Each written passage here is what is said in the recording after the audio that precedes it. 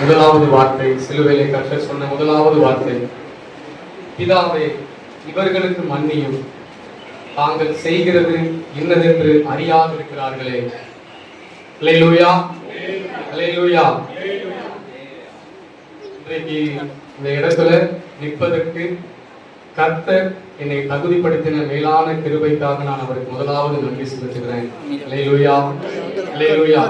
இன்றைக்கு நீங்களும் நானும் இந்த இடத்துல வந்து உட்கார்ந்து இருக்கிறோம்னா அதுக்கு முக்கிய காரணம் ஆண்டவராகிய இயேசு கிறிஸ்துவுடைய மன்னிப்பு, அவருடைய இரத்தம் சிந்துதல். அல்லேலூயா, அல்லேலூயா. இந்த வசனத்தை நான் தியானித்துக் கொண்டிருக்கும் பொழுது கர்த்தர் என்னிடமாக பேசின வார்த்தைகளை உங்களிடத்திலும் இப்பொழுது இடைப்படுவாராக. இந்த வசனத்தை நான் தியானித்துக் கொண்டிருக்கும் போது, பிதாவே இவர்களுக்கு மன்னியும், தாங்கள் செய்கிறது இன்னதென்று அறியாதிருக்கிறார்களே அப்படின்னு கர்த்தர் அந்த வசனத்தை தியானிக்கும் பொழுது என்னிடத்துல பேசின முக்கியமான ஒரு காரியம். எல்லாரும் நல்லா கவனிங்க, இது எனக்கும் பிரயோஜனமுள்ளதா இருந்தது. இதனுடைய தலைப்பு, ஆண்டவர் எனக்கு உள் தலைப்பு என்ன கொடுத்தார் அப்படின்னா, தன்னுடைய வேதனையின் மத்தியிலும் நமக்கு இரக்கம் செய்யும் ஆண்டவர். அல்லேலூயா, அல்லேலூயா. அவருடைய கைகளிலும் கால்களிலும் ஆணிகளால் கடாவப்பட்டு, தலையிலே முள்முடி சுமத்தப்பட்டு, விழாவிலே ஈட்டியால் குத்தப்பட்டு, அவர் அநேக வாரினால் அடிபட்டு, அந்த வேதனையின் மத்தியிலும் நமக்காக இரக்கம் செய்கிற ஆண்டவராயிருந்தார். அல்லேலூயா. அந்த வேதனையின் மத்தியிலும் நமக்காக இரக்கம் செய்கிற ஆண்டவராய் இன்றும் அவர் இருக்கிறார். அல்லேலூயா, அல்லேலூயா.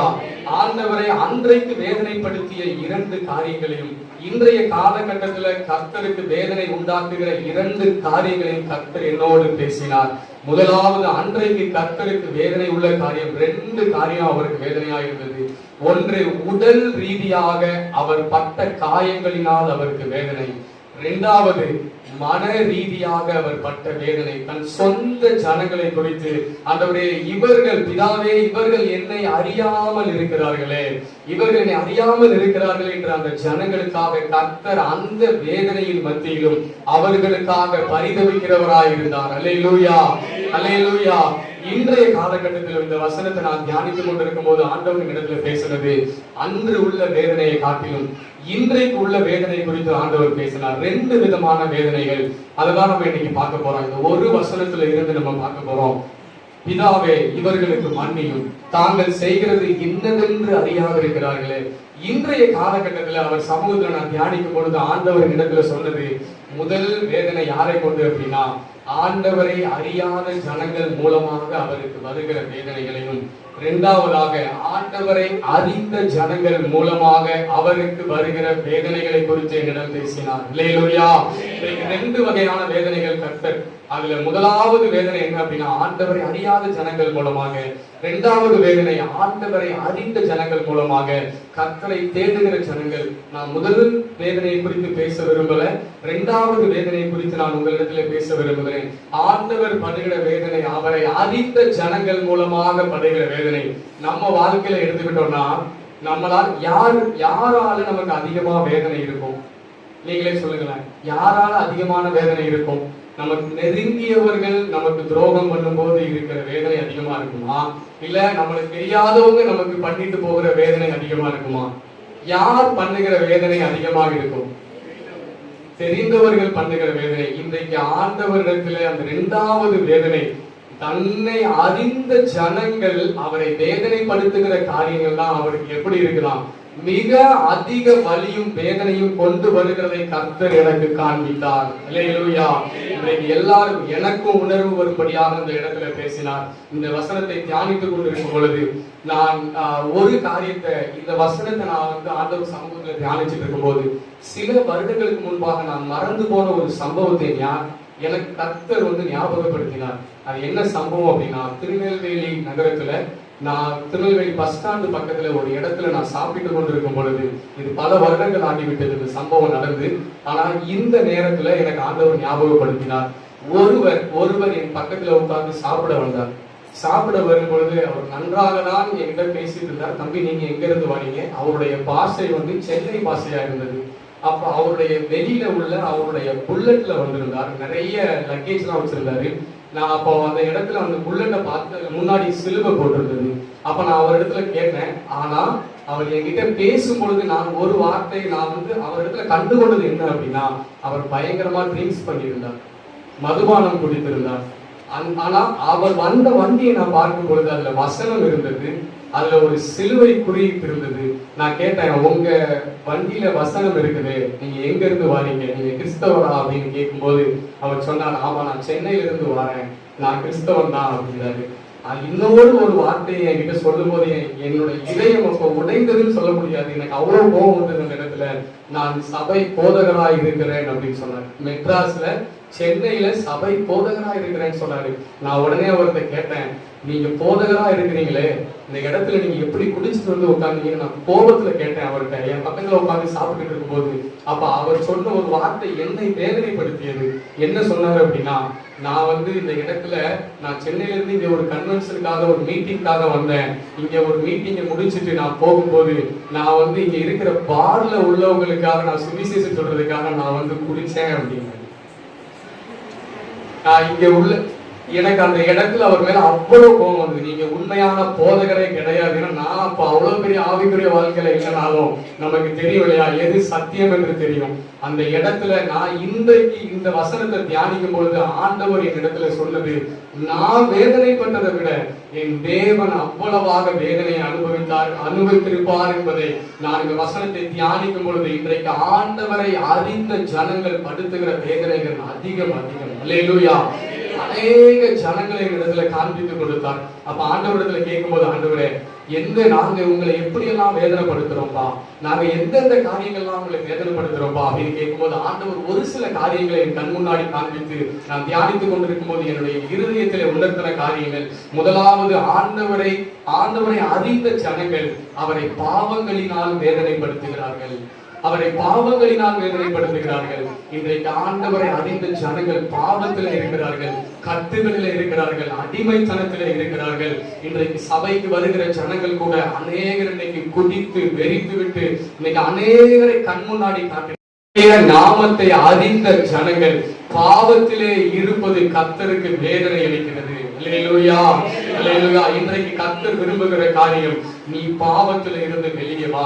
உன்னுடைய பாவங்களுக்காக நான் சிலுவையிலே பலியானேன், உன்னுடைய அக்கிரமங்களுக்காக நான் கைகளிலும் கால்களிலும் ஆணிகளால் கடாவப்பட்டேன், நான் முதுகிலே வாரினால் அடிக்கப்பட்டேன்.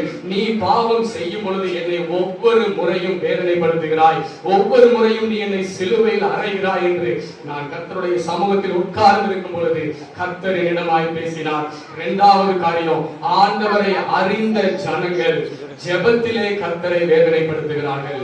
ஆண்டவரை அறிந்த ஜனங்கள் ஜெபத்திலே கர்த்தரை வேதனைப்படுத்துகிறார்கள். ஜெபத்திலே வேதனைப்படுத்துகிறாங்கன்னா எப்படின்னா, அவங்க வாழ்க்கையில சபை கூடிவர்கள் இருக்கு, ஆனா தனி ஜெபங்கள் அவர் வாழ்க்கையில இல்ல. அநேக ஜனங்களிடத்துல தனி ஜெபங்கள் இல்ல, ஆண்டவர் சமூகத்துல போய் அமர்ந்திருந்து ஜெபிக்கிற ஜெபங்கள் இல்ல.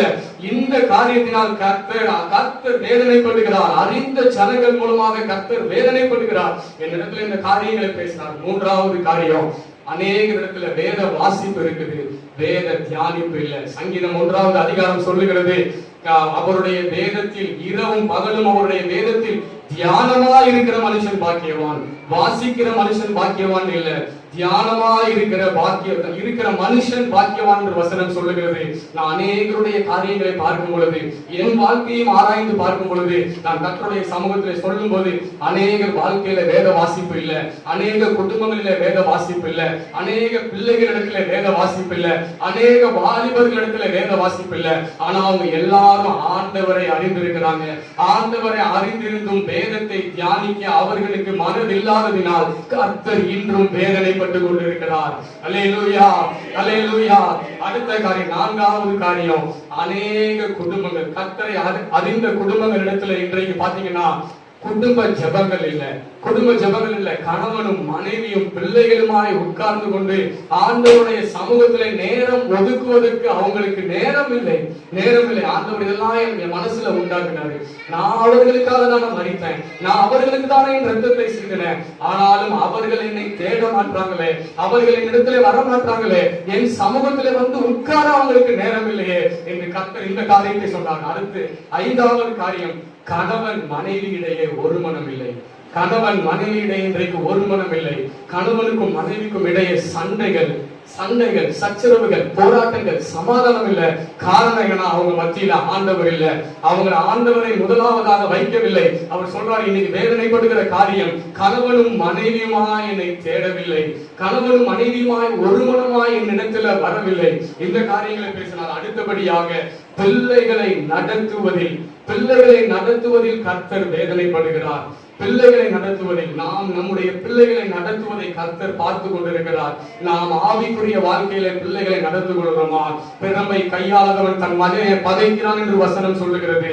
நாம் எப்படி வளர்க்கிறோம் பிள்ளைகளை என்பதை பார்த்து கர்த்தர் வேதனை கொள்ளுகிறார். இன்றைய கர்த்தர் நம்ம இடத்துல விரும்புகிறது எல்லாமே, இப்ப சொல்லி இருக்கிறது எல்லாமே, இனி ஆண்டவருடைய பாடுகளை உணர்ந்தவர்களாய் நாம் இவை எல்லாவற்றையும் கை கொள்ளும்படியாக கர்த்தர் விரும்புகிறார். அந்த வேதனைகளை மாற்றும்படியாக விரும்புகிறார். கடைசியாக நேரத்தை வீணாக்குவதன் மூலமாக கர்த்தர் வேதனைப்படுகிறார்.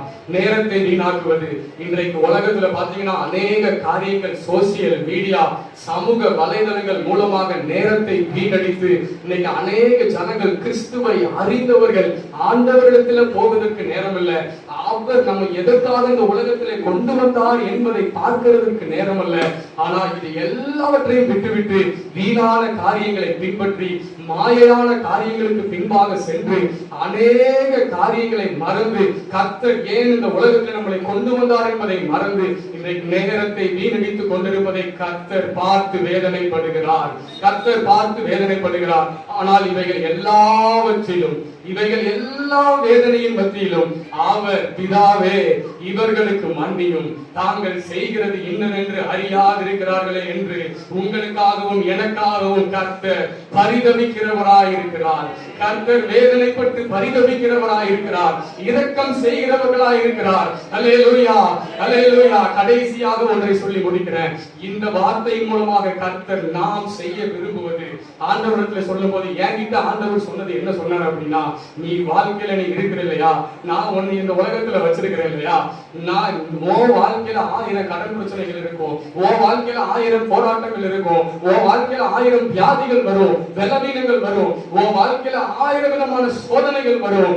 இந்த வேதனைகளின் மத்தியிலும் நீ உன்னை சுற்றி உள்ள ஜனங்களுக்காக, உன்னை சுற்றி உள்ள அறியாத ஜனங்களுக்காக பரிதவிக்கிற இருதயம் என்னை போல அந்த சிலுவையிலும் அந்த ஜனங்களுக்காக பரிதவித்தது போல நீயும் ஆதாயம் பண்ணுகிறவர்களாய், இந்த ஆத்துமாக்களுக்காக கதறுகிறவர்களாய் மாற வேண்டும் என்று கர்த்தர் விரும்புகிறார்.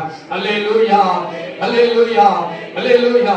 நாம் எல்லாரும் கண்களை மூடி ஒரு விஷயம் ஒப்புக் கொடுப்போமா? ஆண்டவரே, ஆண்டவரே, எல்லாரும் கண்களை மூடி ஒரு நிமிடம் மாத்திரம். அல்லேலூயா. ஆண்டவரே, வேதனை உண்டாக்கும் வலி என்னிடத்தில் உண்டோ என்று பார்த்து, வேதனை உண்டாக்குகிற வலி என்னிடத்தில் உண்டோ என்று பார்த்து நித்திய பாதையிலே நடத்தும் என்று ஒவ்வொருவரும் ஒப்புக் கொடுப்போம். உள்ளத்தில் ஆழத்திலிருந்து, நீ எனக்காக அடிக்கப்பட்டீரப்பா, எனக்காக ஒடுக்கப்பட்டீரப்பா, என்னிடத்துல வேதனை உண்டாக்குற வழி இருந்தா அதை எடுத்து போடுங்கப்பா. உண்மை வேதனைப்படுத்துகிற காரியத்தை என் குடும்பத்திலிருந்து எடுத்து போடுங்கப்பா.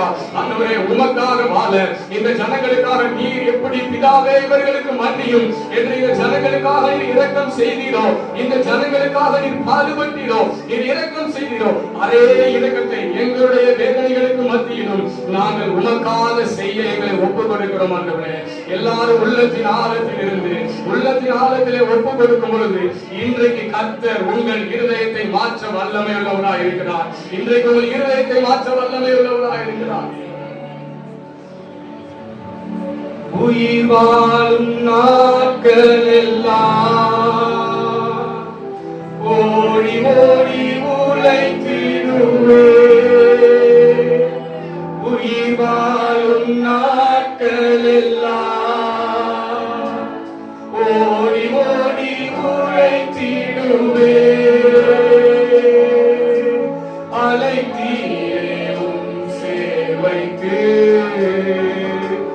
என்னை அழைத்தீரேவும் சேவைக்கு, அதை நான் மறப்பேனோ, அதை நான் மறப்பேனோ, எஜமானனே